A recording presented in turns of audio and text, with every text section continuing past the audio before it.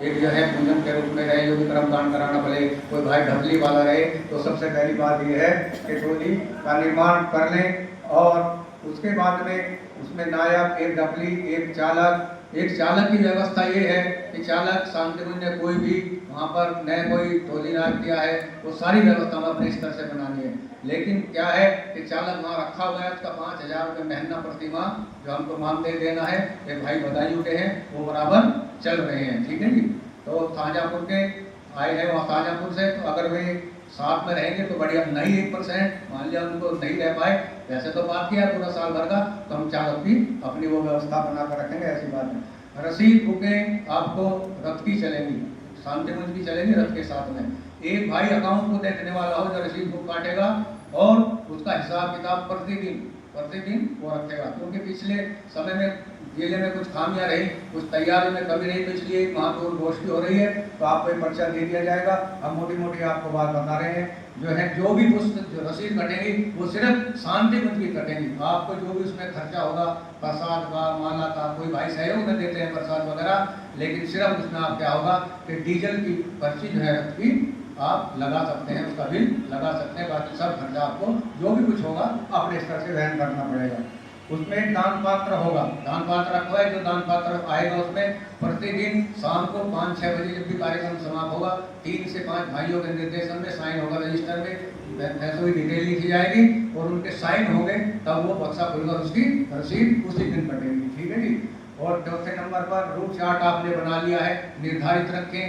Eight ए time कोई भी परिवर्तन किसी भी रूट में नहीं होगा, ये निश्चित कर लेंगे कि जहाँ एक बार रूट बन गया, क्योंकि जब आता है तो हमने देखा है कि और एक बात का विशेष ध्यान रखना है, कहीं भी किसी भी गांव में, किसी भी शहर में अगर कोई अपने कार्यकर्ता का घर भी पड़ता है तो उसमें आपको पूजन नहीं कराना है। हमने बिजनौर में देखा है, अगर किसी गांव में चले गए, वहाँ 10 कार्यकर्ता है, एक भाई के यहाँ घर पर रोक कर पूजन करा दिया तो उसमें जितनी दिक्कत पड़ती है कि सब हमारे घर पे आनी चाहिए, हमारे घर पे आनी चाहिए।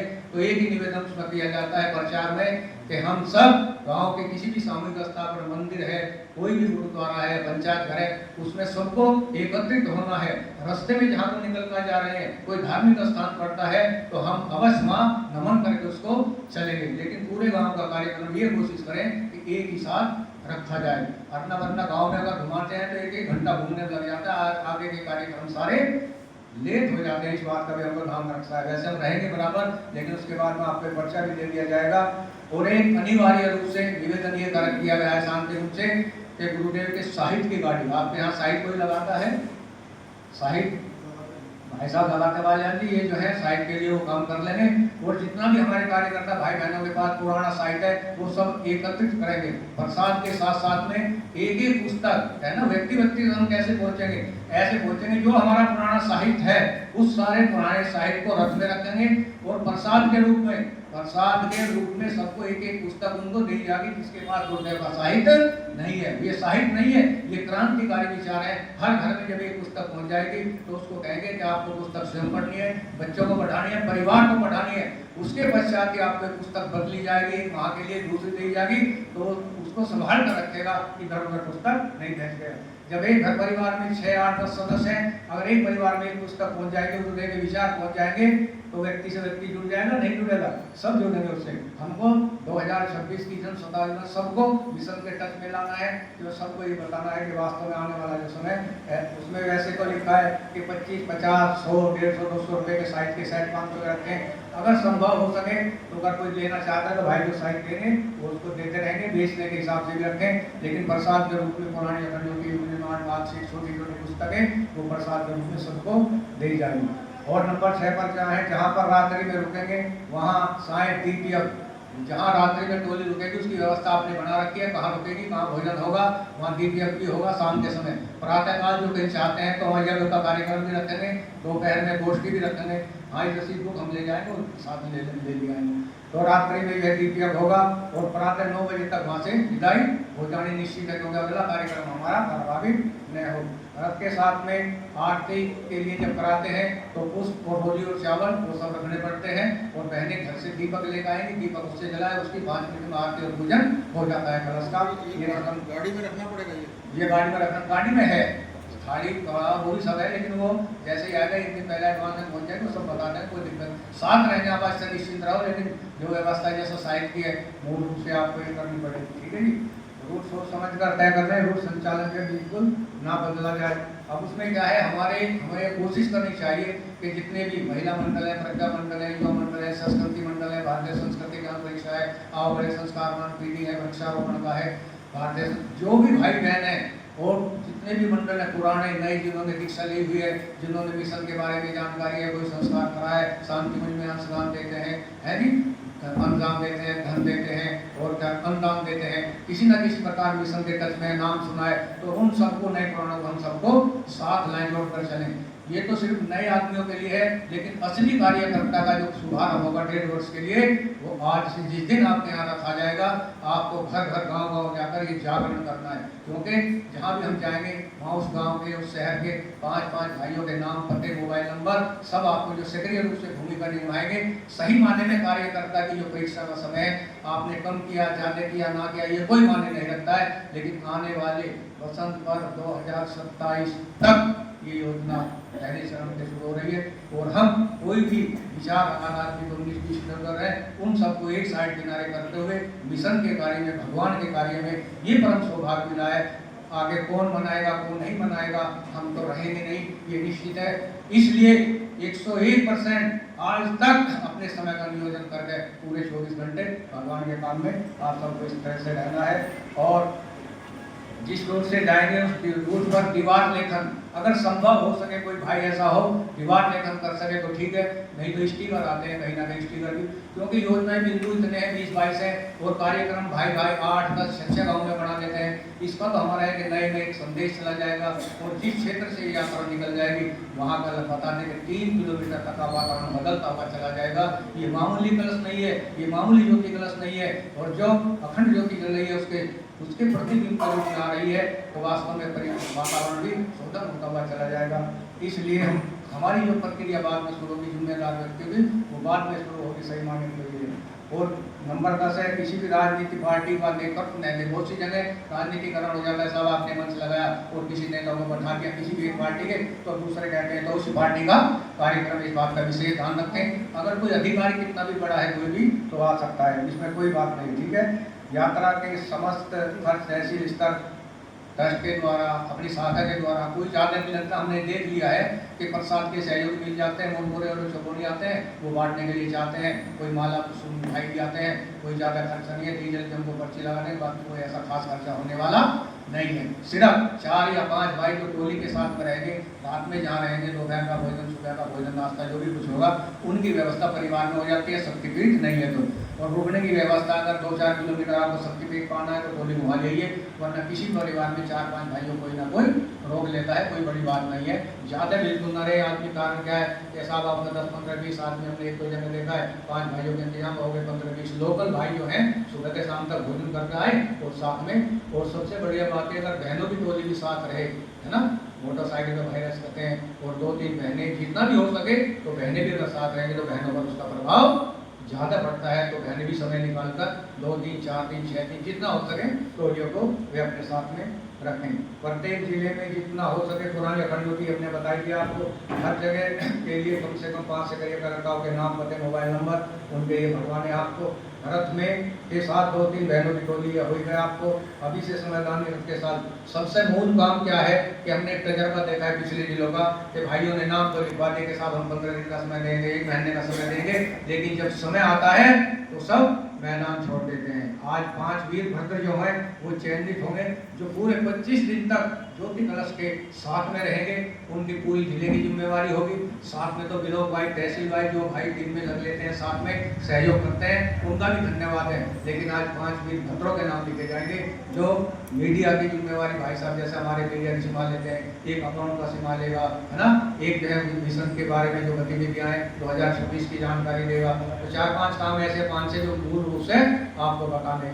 ठीक है जी। उसके बाद में समयदानी का मूल चीज़ है, वाहन चालक केंद्र भेजा है, आगे से चालक की व्यवस्था बनाकर रखें। तो जो शुरुआत की, लेकिन चालक की बात हो गई है, वो रथ को सुरक्षित रखना। रात्रि में एक बात का विशेष ध्यान देना होगा, बरसात का मौसम है कि कोई कलश को ना उठा कर ले जाए, दान पाठ ना ले जाए, कोई माइक ना ले जाए। हो सके तो इस ज्योति कलश रथ को अंदर कहीं खड़ी होने की व्यवस्था हो तो ये अवश्य करना है। बारिश से भी बचाना है, ये हमको पहले से देख लेना चाहिए। गांव में स्थान मिल जाते हैं, बड़ी बड़ी गैलरी होती है, वहाँ रथ अंदर खड़ा होता है, लगभग 10 फुट की जो है ऊंचाई होती है। गैलरी में नहीं भी अगर कहीं व्यवस्था बनती है तो घर के पास में इसके ऊपर एक तिरपाल रखी गई है। तिरपाल से बात जोड़ हमारे चालक भाई हैं, बहुत अच्छे तरीके से सफाई रखते हैं, उसकी व्यवस्था देखते हैं और माइक वगैरह वो सब चला लेते हैं। जो भाई भटकाई में है, लेकिन वो आज रात में पहुंच जाएंगे, वो ही आएंगे आपके यहाँ।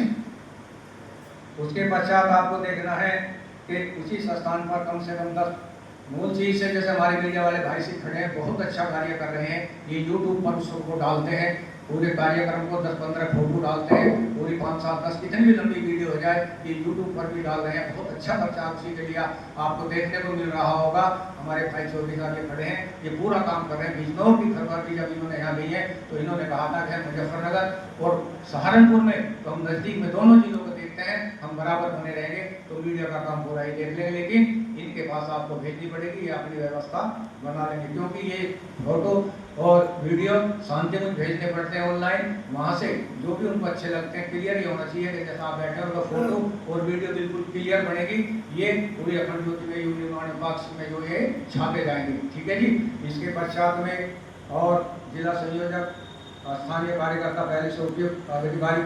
एक बात है कि वैसे तो कोई टोकता नहीं है, लेकिन स्तर पर एसडीएम या तहसील जिलाधिकारी को एक लिख कर हमारे दिन 25 दिन यहाँ यात्रा रहेगी, इस तारीख से इस तारीख तक, उसकी एक एप्लीकेशन शासन को भी सूचित कर देना चाहिए, कोई दिक्कत ना पड़े, ठीक है जी।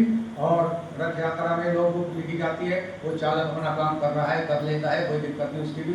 तो कहने का तात्पर्य ये है कि अधिक ज़्यादा से ज़्यादा बिंदु मूल की 4-5 बिंदु में इनका आपको ध्यान देना है।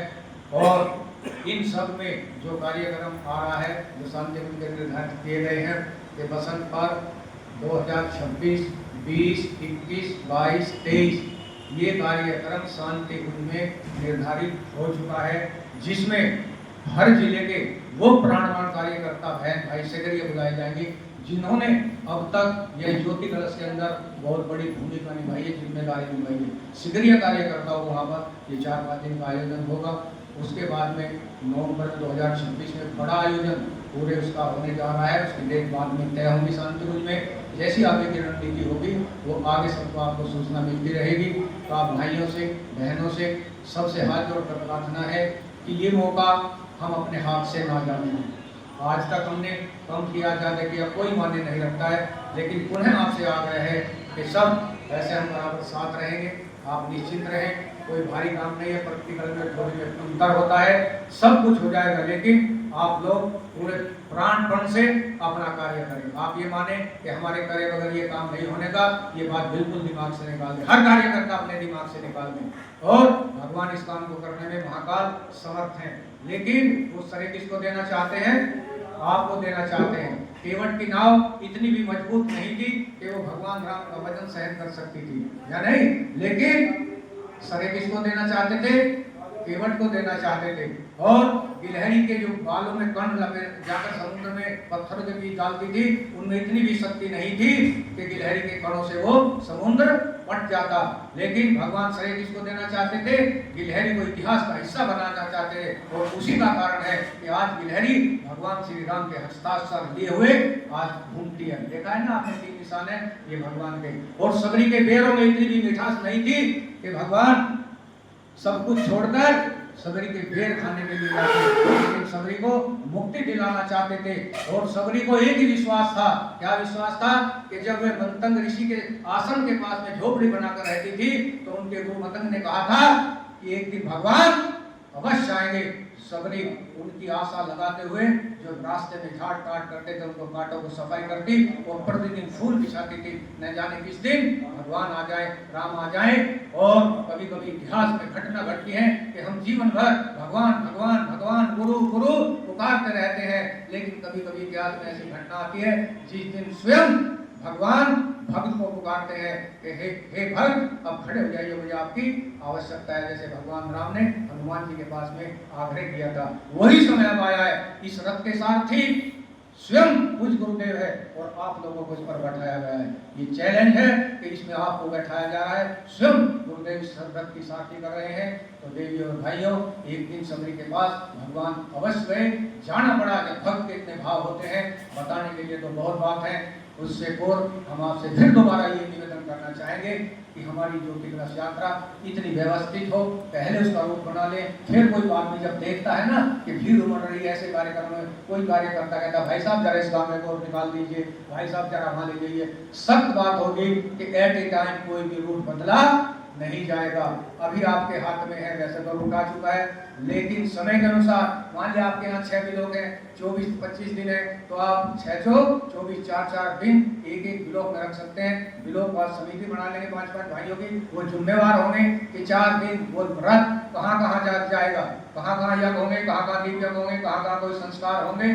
और मूल रूप से एक ही बात है कि गुरुदेव को हमको घर घर पहुंचाना है। ये गुरुदेव का कोई पुस्तक नहीं है, ये कोई लिखित साहित्य नहीं है, ये गुरुदेव के वो विचार है। गुरुदेव ने कहा कि मेरे सामने अगरबत्ती जला देना, दीपक जला देना, मेरे फोटो पे तिलक लगा देना, मेरे सामने नतमस्तक हो जाना, ये मेरा काम नहीं है। मेरा काम है बेटे, मेरे अंदर जो आग लगी हुई है, मेरे अंदर जो पीड़ा है, उसको जन जन तक पहुंचा देना, तो युग परिवर्तन होकर रहेगा। बस हम साहित्य के रूप में, विचारों के रूप में गुरुदेव को घर घर तक पहुंचाने की ये योजना बनी है।